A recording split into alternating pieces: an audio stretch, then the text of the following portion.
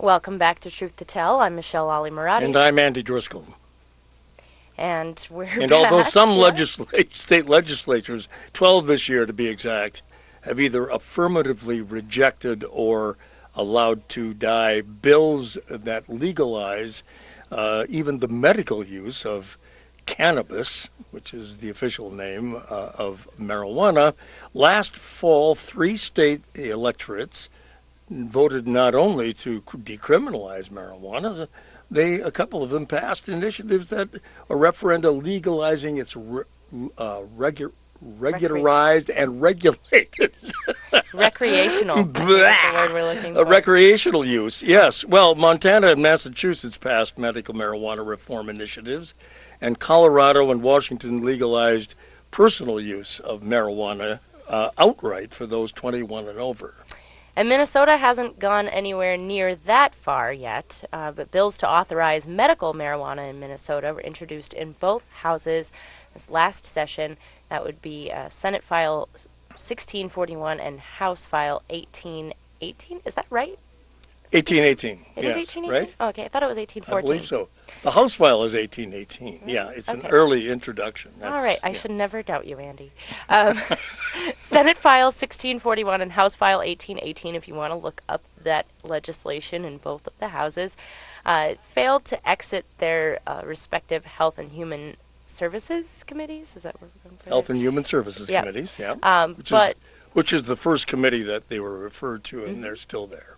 Yeah, but Minnesota operates on a biennial legislative system, meaning the bills won't die even after adjourning in the first year of the 2-session biennium without passage. So this summer is sort of being used to rally up support, as I understand it. Well, certainly that's what these people will talk about, I'm quite certain. Yeah. And but at the moment, we are hopefully, at the moment, as we say, Minnesota ranks the personal possession or sale of less than 1.5 ounces or 42.5 grams of marijuana. 42.5 grams sounds like a lot, It's but not. 1.5 ounces doesn't.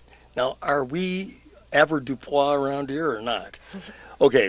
They call it a misdemeanor for calling for a maximum of $200 penalty, but they often don't even enforce that. They're often just sort of discharged if they're a first offender. Anything more than that amount and possession and sales become felonies and penalties in Minnesota, depending on the quantity and where you've bought and or sold it, can go through the roof. Anywhere from 5 years and $5,000 to get this. For marijuana, 30 years and $1 million as a fine. Ridiculous. And this is a hot topic in many circles. Give us your questions and comments today. I'm sure you have many of them. Whether or not you have actually smoked the stuff. Yeah, whether or not you've actually smoked it, which I think a lot of polls show that most people will willingly admit that they have. Like, not when I say most, a majority of people will willingly admit that they have. We want to hear your stories. What do you think? I've actually, I've heard from some people that don't think it should be legalized. I've heard from some people that think that, it does have some medical value. I've heard some people say they don't think it has medical value. And I'm sure that you have a thought about it yourself. So give us a call at 612-341-0980. 612-341-0980 is the number to call to get your questions and comments live on the air with us today. You can also tweet us at TTT Andy Driscoll.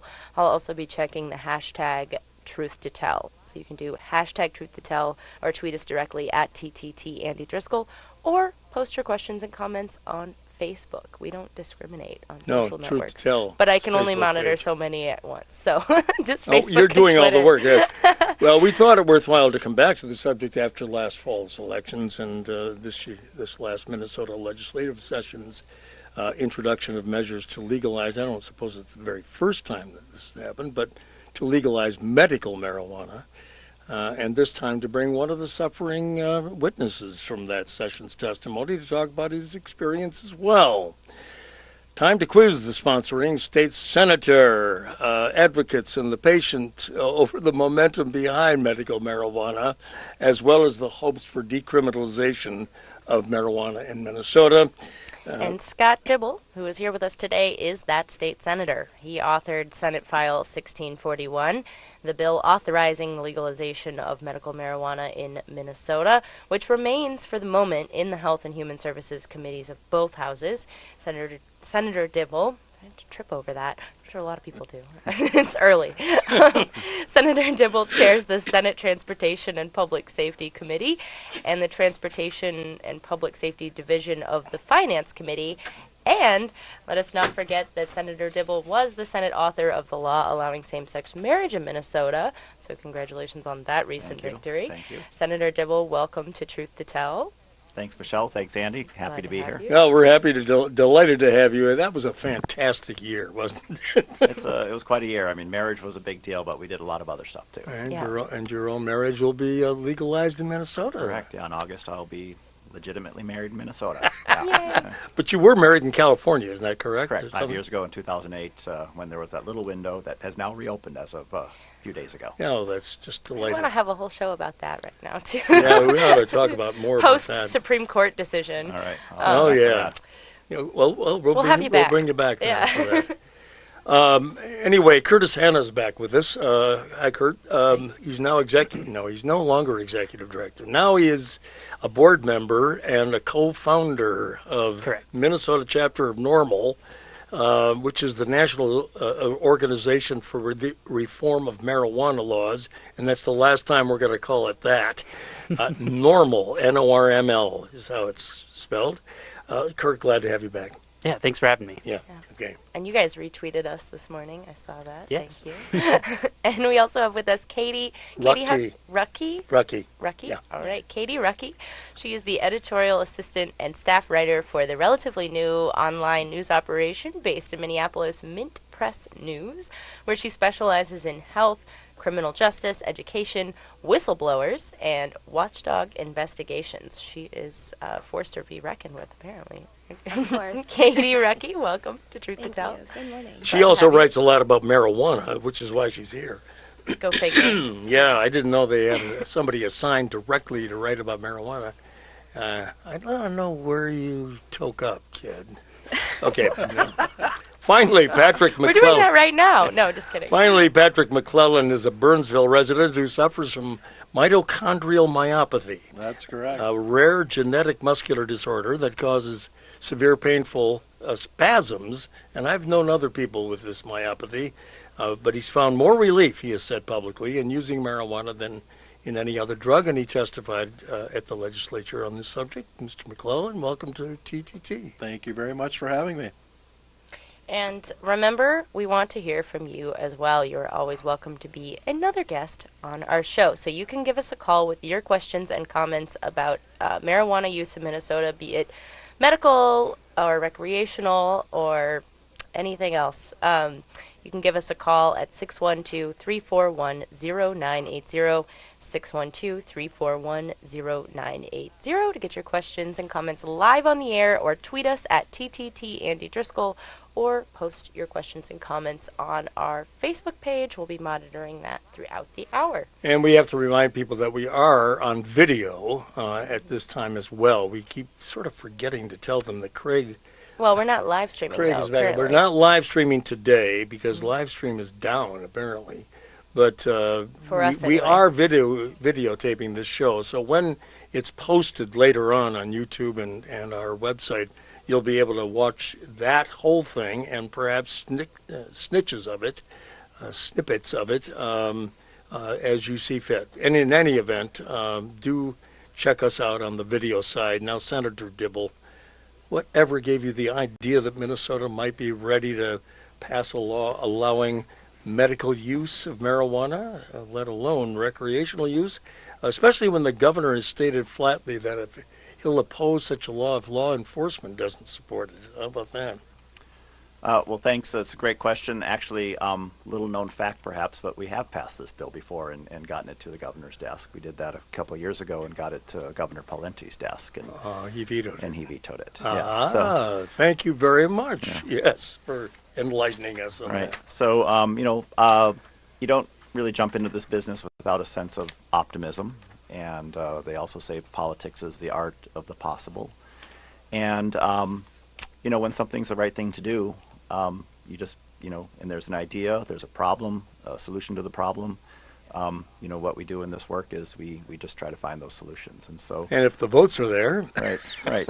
And, the legislative process is one of discussion and debate and deliberation, and that also takes into account larger groups of stakeholders, coalitions, the executive branch, folks who agree with you and folks who disagree with you. So we put together a proposal, and I think we're going to take a lot of time to have this larger public discussion and try to create a larger space, larger political space in which we can be successful in passing this. The fact of the matter is that there's a lot of folks, and we're going to hear from some, I'm sure, today, as well as one of our guests, who are suffering. And it's silly when we have something that can help folks. I have that experience in my own life with good friends that come out of the HIV activism movement. That was how I came into politics, and I can tell you about the benefits that this has for a lot of folks. And to deny them that, I think, is unconscionable. Do you have you encountered a lot of your friends in Minneapolis, where you represent your constituents, using this stuff recreationally? Do you? I mean, I know since it's illegal, I don't want to. But you must know if it's being used. Not. I mean, I'll admit, at one time in my life, it's a long time since passed, and so I don't run in those circles, but. Sure. Yeah, I'm aware of folks. You are. I mean, it's very interesting to me, and maybe let's widen this conversation now a little bit to start including people. But it is interesting to me in part that in order to use it, you have to smoke it most of the time. Isn't that right, Kurt Hanna? Well, actually, there's just like any sort of herb, there's a multiple sorts of ways that one can use it. Actually, topically through a lotion. One of the most effective ways that I've heard for medical patients, especially to use it, is to actually just blend it up in a juice and mix it with, carrot juice or apple juice. You can actually get a component called THCA, which is the THC acid, which is a cannabinoid that goes away when you burn it. A cannabinoid. Correct. It's one of the principal active ingredients in cannabis that interacts with our bodies. I see. Okay. Mm-hmm. So we non-smokers, we people who've given up that terrible habit, don't have to inhale it anymore. Is that right? Correct. You actually can take the juice form, which is the raw form, and get a lot of the medical benefits without any sort of high effect at all, actually. And also there's tinctures, which can be sublingually. You can put them under your tongue and absorb it through your mouth lining. You can also actually heat up the medical marijuana and put it into some sort of high-fat soluble substance, like brownies is a common example. It's like butter. I remember the brownie years. Correct. That's when I was not introduced myself right to the brownie thing. I smoked marijuana probably 45 years ago, and it just wasn't my drug of choice at the time. But most people were smoking it then just to get high, and not to it was recreational strictly. And the one other use is... But I did find this. Yeah. No hangover. It's true. Yeah, no hangover, and I had the munchies. Yeah. I must have scarfed down 2 bags of potato chips or something in a very short time. And the one other way to use it currently available is vaporizing, where you actually don't inhale any sort of smoke. It's simply vapor that you're breathing into your lungs. It's a lot healthier way to use. How do they do that? You can simply heat it up to a specific temperature in an electronic heating device, and only the certain components that you desire to have burned will burn at that certain temperature.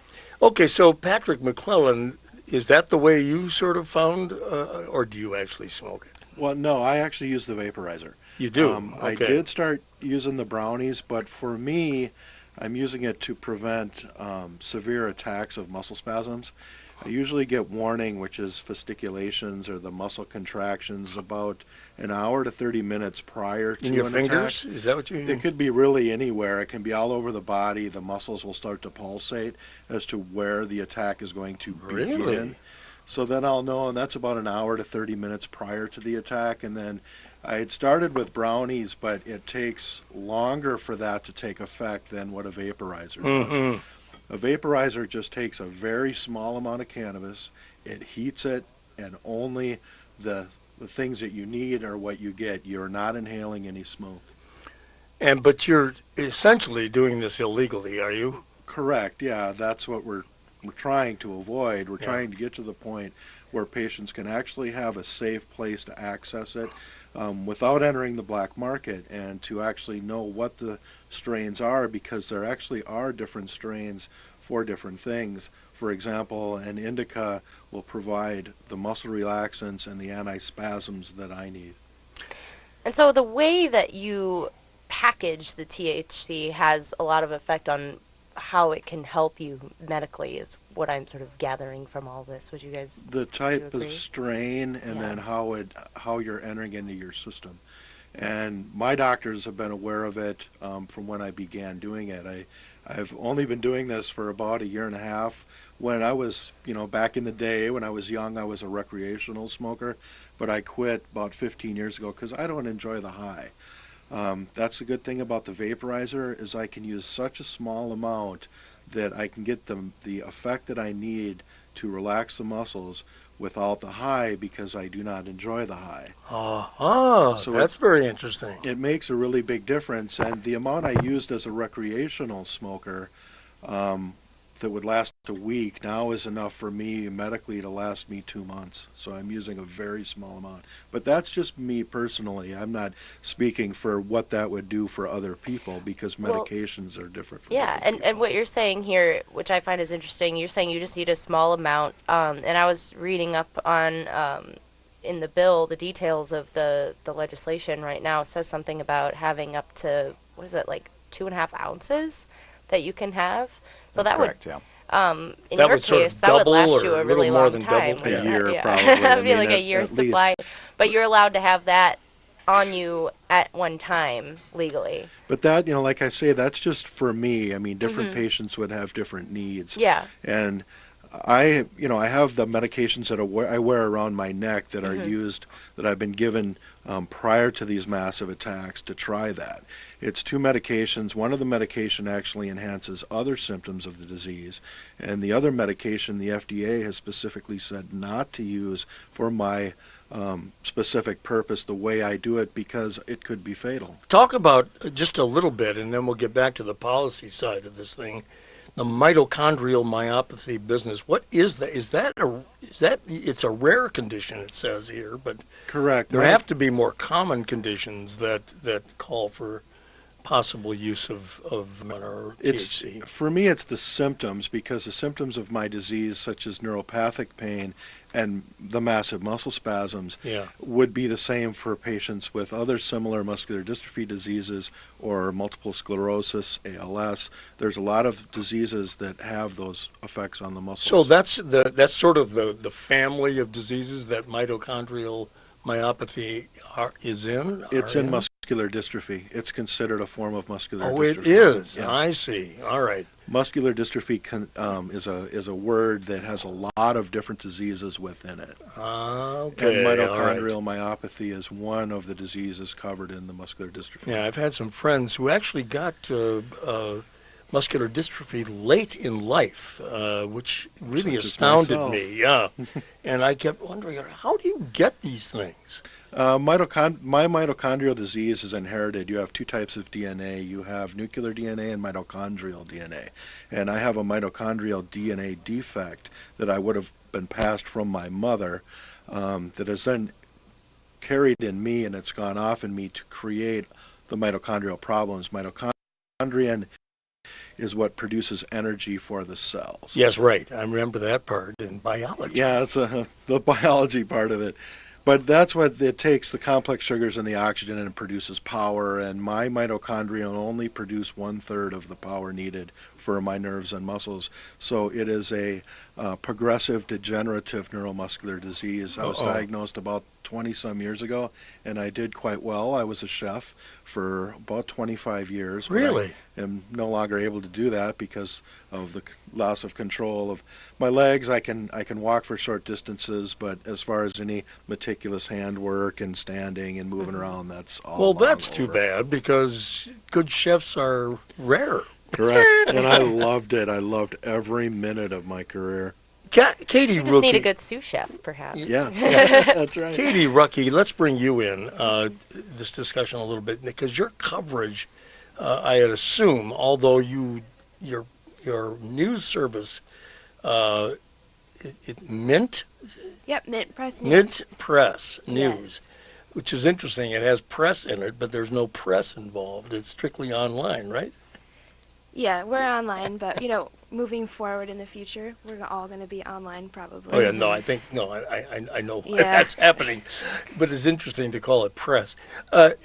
Now, if you've been covering this topic there, would you talk a little bit about what you've encountered in the way of if you're doing reporting, you're digging around on both sides of the issue, I would think.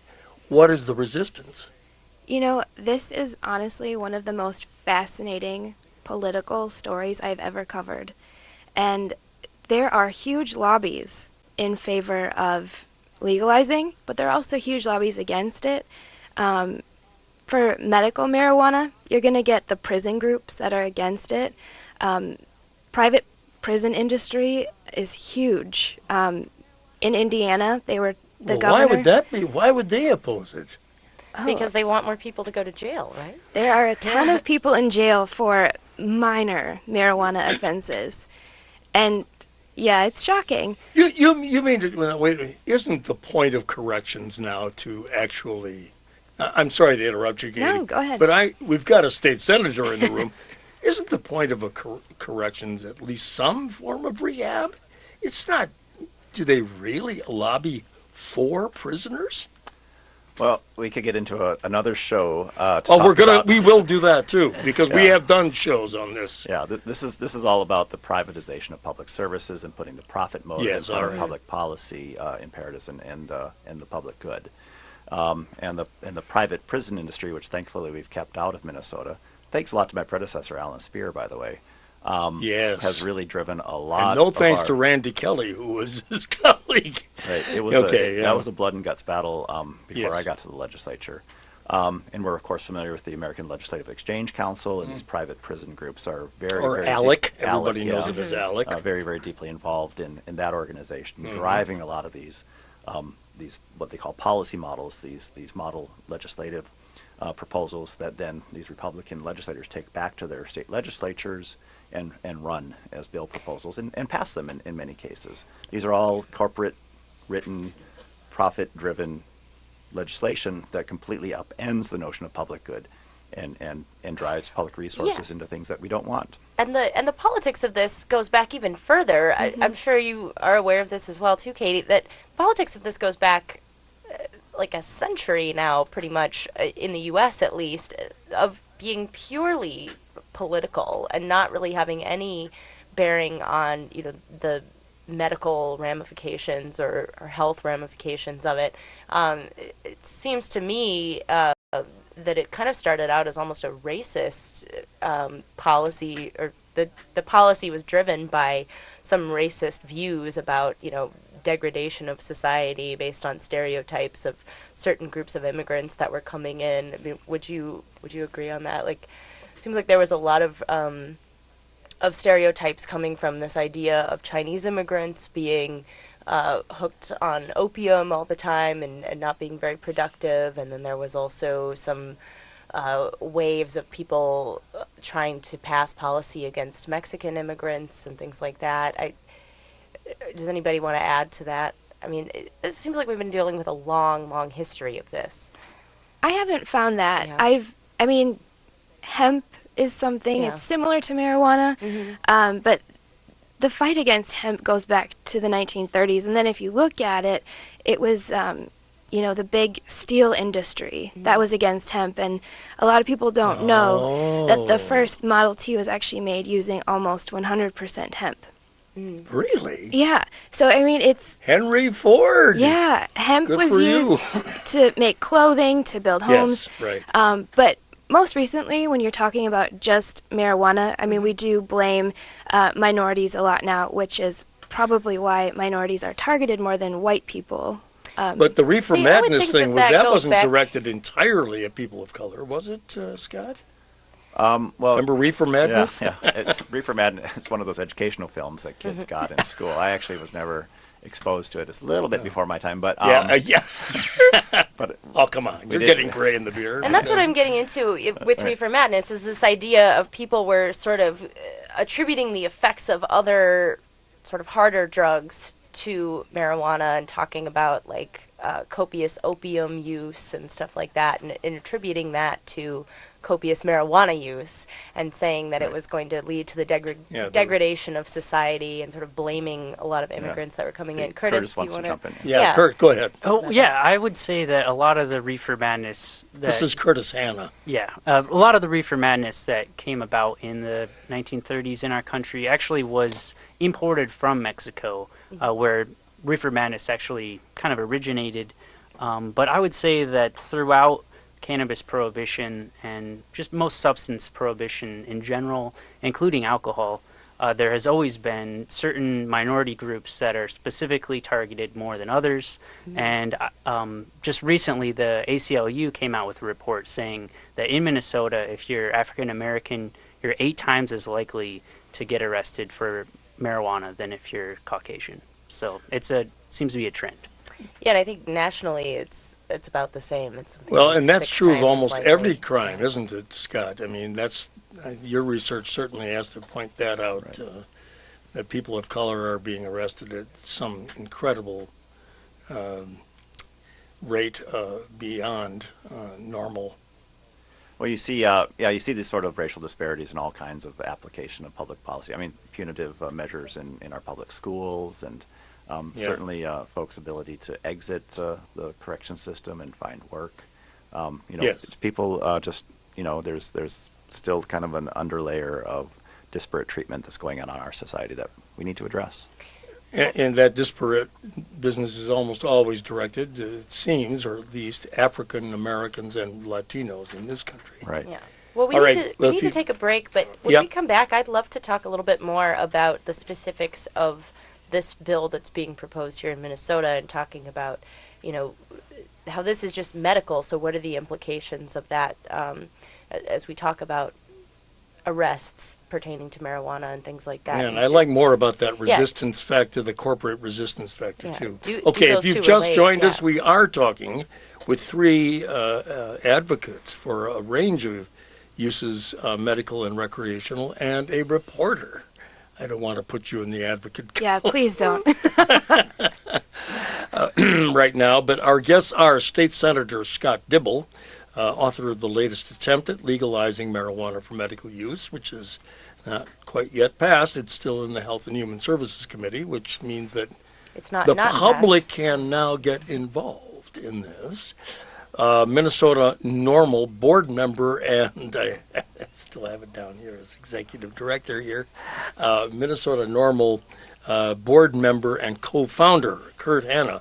And it was around the time you co-founded this chapter that you were on this show, right, in January of last year or something like that. I think that was our 1-year anniversary. 1-year anniversary, okay. All right, and it's Mint Press News investigative reporter Katie Ruckey, and mitochondrial myopathy sufferer Patrick McClellan, who's finding more spasm relief in marijuana than any other treatment. So you can also join the conversation today. Give us your questions and comments. And I actually do have a comment to get back to when we come back. Oh, good. That from someone that called in. The number to call is 612-341-0980, 612-341-0980. Or you can tweet us at TTT Andy Driscoll or hashtag Truth to Tell, or post your questions and comments on Facebook. So that's 3 different ways that you can join the conversation today. And stay with us. Truth to Tell will be right back.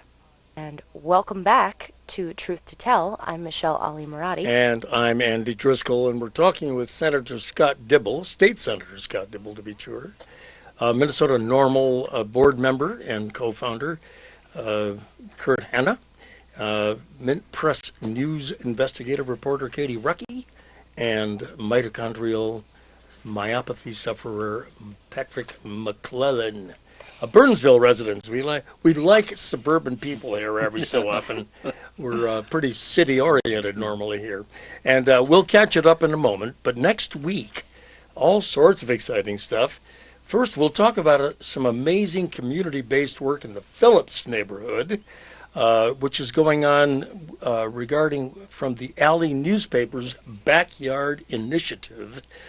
A little movement spawning big things among various Phillips subgroups, chats, as they call them, citizen health action teams, approaching the family as a healthy unit, physically, mentally, spiritually, building cooperative models around the concept of rebirthing communities, such as the role of community gardening, family financial stability and self-sufficiency, artistic expressions for all manner of ethnic and socioeconomic groups, including, for example, the Somali diaspora there. We'll talk with some of those folks immersed in the creation and continuation of the Alley's Backyard Initiative and chats and why they believe they may be the wave of the urban future. And that's right next week here on Truth to Tell.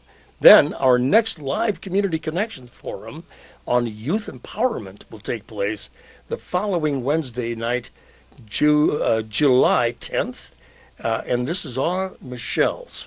Yes, that will be the Twin Cities Youth Empowerment Forum, brought to you by Truth to Tell Community Connections, and that is next Wednesday, July 10th at 6:30 p.m. at Avalon School, which is on University, or just off University, I should say, and Raymond. It's kind of tucked away back behind University and Raymond, so it's one of those ones you probably want to throw into your GPS if you have one. Mm-hmm. The actual address is 700 Glendale Street in St. Paul. Glendale's just a block west of Raymond, mm-hmm. and this is also a block and a half south of University, so yeah. You can actually get there fairly easily. And the reason that you should get there and find us is because we will be talking about how to empower our youth in the Twin Cities. Most importantly, our youth will be talking about how to empower themselves. We'll be asking questions like, what does it mean to you to be successful? What are the things that you need to achieve that success? Who are people that you look up to, and how could you, what would need to happen for you to be more like those people? And these youth will answer these questions for themselves, as well as adults that are there will be there to observe and support these youth as they have these conversations. And we're going to try to bring about some goals for these youth in their communities to help themselves and to help the rest of their community. And Avalon's a pretty good place to go. Yeah, and my grandson will be going there this fall. It's a project-oriented, not quite Montessori type outfit, yeah. But it does. It's a charter school. But it's a charter school in St. Paul, so it's a public school. And they're very much about applied learning. Yeah, and you walk in the door and you can just see the kids have put everything on the walls, and they've just, they're out to promote their school. That's obvious. Yeah. It's a great place. It's a great space. If you yourself are a young person, or you've got some special young people in your life, or you're just really interested in the betterment of young people in our communities here in the Twin Cities, please come next Wednesday, July 10th at 6:30. We have a Facebook event on our Facebook page, so you can RSVP there. So we know how many root beer floats to buy. We will have root beer floats per the request of some of our youth organizers that are helping me put this together. We're also working with some folks from Youth Prize and some folks from the Center for Citizenship and Democracy. Used to be part of the Humphrey Schools, now at Augsburg College.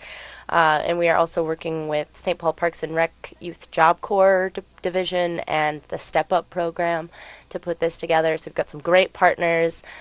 Please, like I said, spread the word, and you can always contact me, Michelle, at michelle.alimarati@gmail.com to get more information. I have a press release and a flyer and all that fun stuff. So that's great. Join us. Okay, and I'll be taking a short break after next week's chat conversation.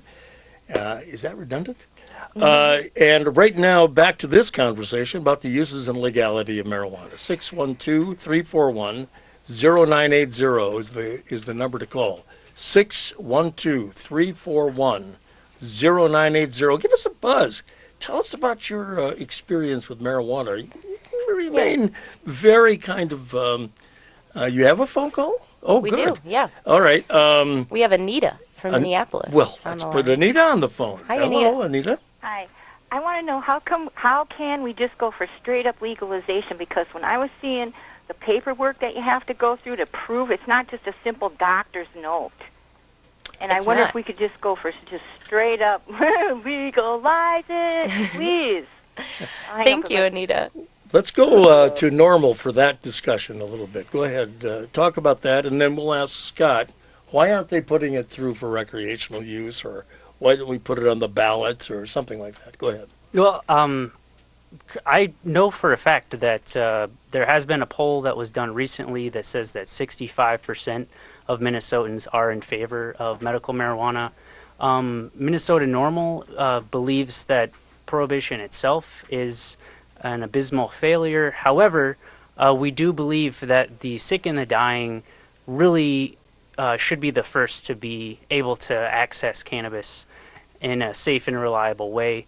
And really, we have the numbers, and we believe the support to actually get a chunk of prohibition taken care of for the people that are needing it. Removed, you mean, the prohibition removed. Excuse me, Mike is correct. Falling apart.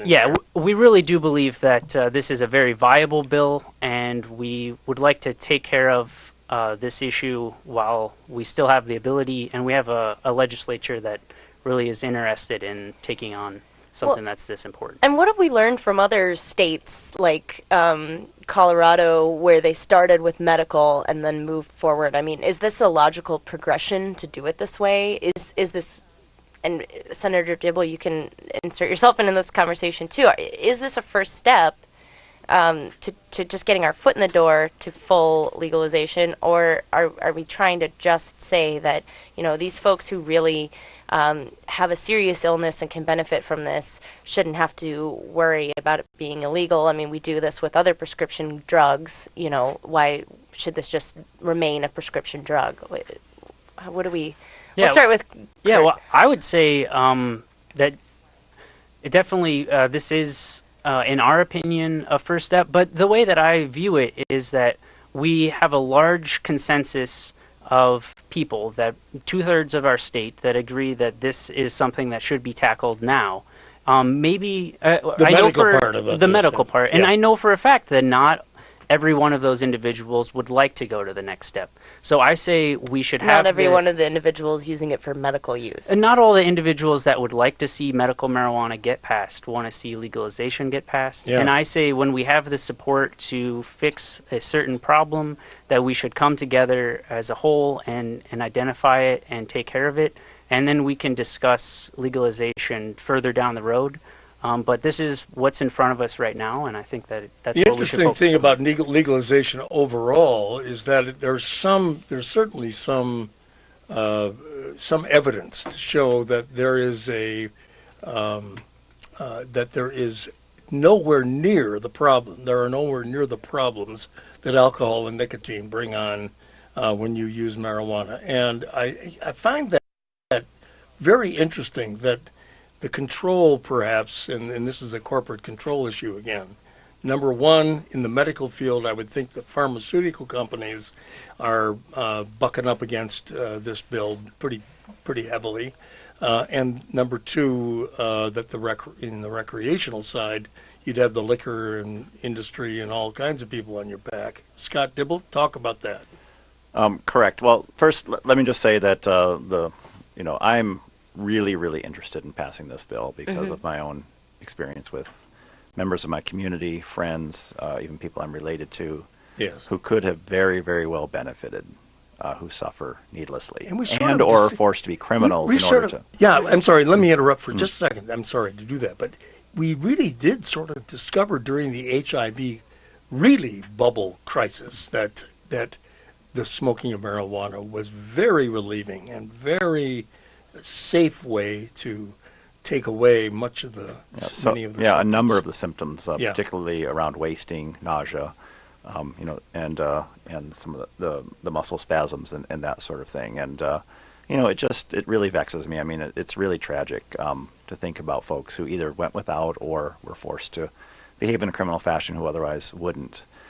Getting to the subject of full-on legalization for recreational use, you think you've got a rough sled getting this bill passed. Right. I said, before my opening statements notwithstanding about the art of the possible, that would be a very, very tall order. Steep. For a lot of different reasons. Are you speaking to the current climate or? Yeah, the political climate. I mean, I'm guessing we could sure pass it on a referendum in a heartbeat, but there's still a lot of public policy issues to take into consideration that we'd have to think about if we passed marijuana just for general recreational use. I agree, nicotine, alcohol, and I also think the overreaction to marijuana use in our state and our country is ridiculous and a huge, huge waste of money. And a fool's errand doesn't solve the problem, despite all of the effort, all the law enforcement, full-on criminal justice, community corrections efforts, haven't begun to address the problems and only created a ton more problems, not the least of which is a huge black market under economy driving a lot of the criminality and a lot of the tragedy that we see in Mexico. And so, but if you do have all this kind of support then for medical marijuana, what has been keeping it in committee?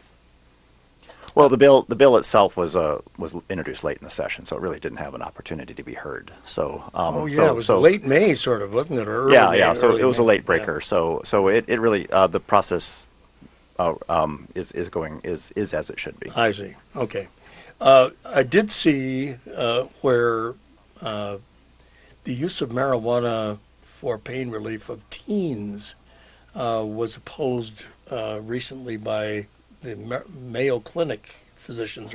Maybe Katie, would you like to speak to that? Yeah, did you see that article? Yeah, the report has not come out yet, but there's a lot of concern from doctors. The American Pediatrics Association has actually come out and said that there is no medicinal value, especially for children, and they're concerned that it's going to impair cognitive development. However, I am working on a story right now about children using medical marijuana, and I've actually had the privilege of talking to parents of children who are using medical marijuana, and again, they're not smoking it, they're taking oils, but it's kind of miraculous when you're listening to these stories. One father, his These son... are children with what sort of disease? The people I've been talking to, they have Dravet syndrome, which is a severe form of epilepsy. So I was talking to a father. He lives in California, so his son actually qualifies for a medical marijuana program. Mm-hmm. His son was screaming for about 2 months straight, wasn't sleeping, wasn't eating, wasn't really able to function, basically sat in a wheelchair all day and just was in horrible pain, couldn't communicate, couldn't chew his own food. He was on 22 different medications. So his father, told me he himself was thinking about committing suicide. He couldn't watch his son be in any more pain. They had 40 ambulance trips to the hospital. He decided to try giving him some oil. Stopped crying, was able to sleep, was able to eat. His son is now 5. He's been using this oil. He can now chew. He can now talk. He can play on playgrounds. As part of this illness, kids, when they're excited, they have a seizure. When they're hot, they have a seizure. When they're cold, they have a seizure. Any extreme... Anything. Yeah. This kid would look at a swimming pool, would have a seizure. Really? Yeah. Now, he's jumping in pools, he's swimming, he's learning to play on a playground. And this is all because he's taking some sort of marijuana oil, oil. Well, should we say just ingesting THC rather than... so it seems like a lot of what you're talking about is that people are picturing a 5-year-old like smoking a joint, right? And then this father told me that the oil for children is specifically designed that the THC level is so low that there's no way you can get high. I see. So that's not even a possibility for these children. But it does do the pain relief. And have you used oil, Patrick? No, okay. I've just done the brownies and used the vaporizer. Okay. But it's the same idea where, I'm trying to ingest a very small amount of it. So there's THC and then there's CDB. And the CDB, the mixture of the two is kind of giving me the muscle relaxation. So I'm trying to only ingest a very small amount to get to that line because I don't like the side effect of the high. And we have to wrap up, but just one clarification. What is CDB? Because I think we know... I think it's cannabinol. There's a large amount of cannabinoids in cannabis, and that's one of them. Okay. I mean, they're like a whole range of There's different... a cocktail of a lot of different properties, yes. Okay. So what are chances of this thing passing next year, do you think? Extremely high. With Scott behind the wheel, I think that we got... No pun intended. Yeah. Yeah, right. Not under the influence. No. No. What do you think, Scott? I think it's a good possibility. We do have some work to do with the governor, and so the law enforcement community is somehow a big trip, isn't it? Yeah. So we have some work to do, either pulling folks in or overcoming. And if people want to see this pass, they absolutely have to get involved. There is no substitute for grassroots mobilization. And this isn't a debating parlor up at the legislature where we all kind of talk to each other in an oak panel room somewhere where no one can see us. This is about the engagement of the folks who elect us. People have got to get involved in this people effort. can connect with your office or with Minnesota Normal to get involved. Or there's some other ways you'd like to mention that people should take action if they want to. Talking to each other, letters to the editor, talking to their groups and associations, their faith communities, their neighbors, their labor groups. Really creating a larger statewide conversation around this, talking about how important it is, all right, and making it mainstream. And Kurt, what are you gonna be doing some mobilization? Yeah, definitely. We're going to be working with our sister organization, Minnesotans for Compassionate Care, to really push this issue forward and engage the public and the legislators around the state. And I do know that the Minnesota Nurses Association, the Public Health Association, and a whole variety of medical delivery systems are really in support of this bill rather than, we've talked about who opposes it, but there really is a long list of people who support this thing. So, we must end it there, and I have to thank all of you guys for joining us. State Senator Scott Dibble authored Senate File 1641, the bill legalizing marijuana, medical marijuana in Minnesota, still in the Health and Human Services Committee, which means that next session, after next January 1st, I think it's in February, it's the short session, right? Correct. Around February 1st, you'll be able to start testifying. I just keep an eye out for the hearings in that committee. February 25th, we go in. Oh, that late? Yeah. Oh, February 25th. It really is a short session, folks. You got to sort of pack your lobbying in. Scott also chairs the Senate Transportation and Public Safety Committee. He's often working with Frank Hornstein in the House on transportation issues, so keep an eye out for some of that stuff because you'll have quite a bit of funding for mass transit next year, I suspect. Oh, that's another huge effort. Fell a little short this year. I'm going to have to do a whole series with you, All Senator right. Dibble. Awesome. It looks like we're going to bring Scott in a lot. I hope he'll be available. Happy to. Okay. All right, and then we've also had with us Kurt Hanna, who is Normal's co-founder and is now a board member with Minnesota Normal, and he has been in the business of legalizing or fighting for the legalization of marijuana for quite some time. Thank you for joining us today, Kurt. Yeah, thank you for Always glad to have you on. Thanks for being here, guys. And Katie Ruckey is a reporter, staff writer generally, for the relatively new news operation in Minneapolis called Mint Press News. And I like the idea of Mint Press because they focus on social justice issues, where she specializes in health, criminal justice, and marijuana. Yes. I won't go through the all rest those of the sexy litany. topics. Yeah, okay.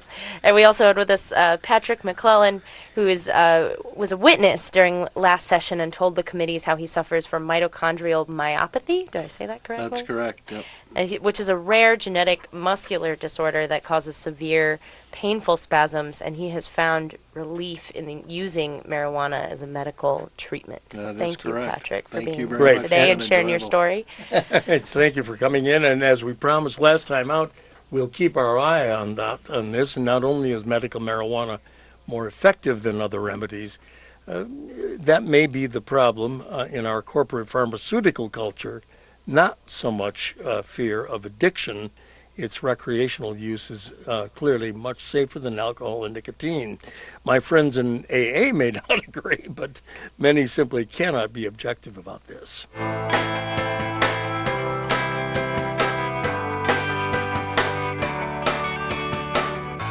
Once again, next week, we are going to be talking with the chat groups in Phillips neighborhood and the Backyard Initiative. Don't miss it.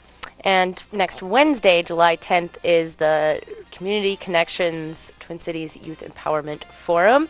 Truth to Tell is a co-production of Civic Media Minnesota and KFAI. Links to audio archives of this and all of our past shows are on Truth to Tell's own website, truthtotell.org, as well as some past week's shows on kfai.org. Thanks to our crew. Craig is on our, Stelmacher is on our cameras. We have Mark Kerner there as an engineer today, and Peter Hansen, as always, running around doing everything else in this place. So we thank them all. And join us next week for another edition of Truth to Tell, 2 new editions of Truth to Tell next week. Until then, I'm Michelle Ali Murati. And I'm Andy Driscoll, and of course, back next week. We'll see you, as always. Please do take care of each other.